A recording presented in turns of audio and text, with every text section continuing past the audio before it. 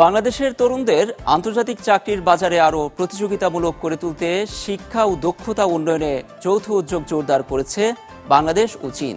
সম্প্রতি ঢাকায় অনুষ্ঠিত চীন বাংলাদেশ শিক্ষা সম্মেলন 2026-এ দুই দেশের নীতি নির্ধারকরা গুরুত্ব দিয়েছেন চীনা ভাষা শিক্ষা, কারিগরি প্রশিক্ষণ, প্রযুক্তি নির্ভর শিক্ষা এবং গবেষণা সহযোগিতার উপর।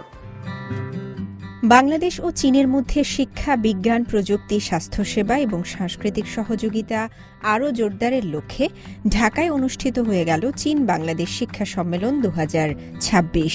শনিবার সকালে রাজধানীর আন্তর্জাতিক মাতৃভাষা ইনস্টিটিউটে আয়োজিত এই সম্মেলনে দুই দেশের নীতি নির্ধারক, শিক্ষাবিদ, গবেষক, বিভিন্ন প্রতিষ্ঠানের প্রতিনিধি এবং বিপুল সংখ্যক শিক্ষার্থী অংশ নেন। বাংলাদেশে অবস্থিত চীনা দূতাবাসের উদ্যোগে আয়োজিত এই সম্মেলনে সহযোগিতা করে China Bangladesh education and culture exchange association সহ বিভিন্ন শিক্ষা ও সাংস্কৃতিক প্রতিষ্ঠান। অনুষ্ঠানে ঢাকায় নিযুক্ত চীনের রাষ্ট্রদূত ইয়াও ওয়েন বলেন, শিক্ষা খাতে অভিজ্ঞতা বিনিময় এবং বাস্তবভিত্তিক সহযোগিতা আরও গভীর করতে প্রস্তুত চীন। বাংলাদেশের শিক্ষা খাত এখন এক নতুন সূচনা বিন্দুতে দাঁড়িয়ে আছে এবং একই সঙ্গে চীন বাংলাদেশ শিক্ষা সহযোগিতাও নতুন ও গুরুত্বপূর্ণ সুযোগের মুখোমুখি।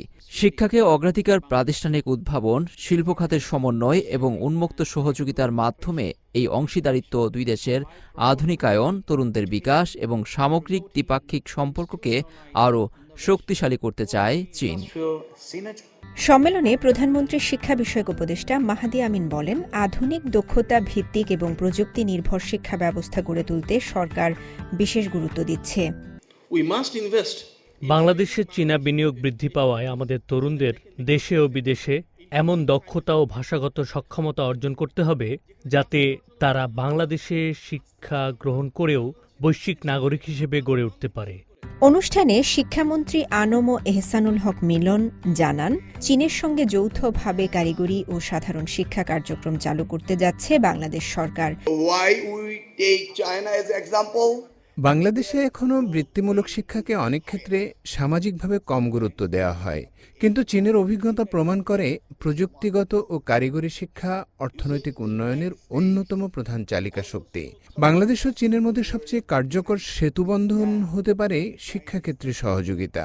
এই সেতু নির্মিত হবে জ্ঞান, দক্ষতা ও মানব সম্পদ উন্নয়নের ভিত্তিতে।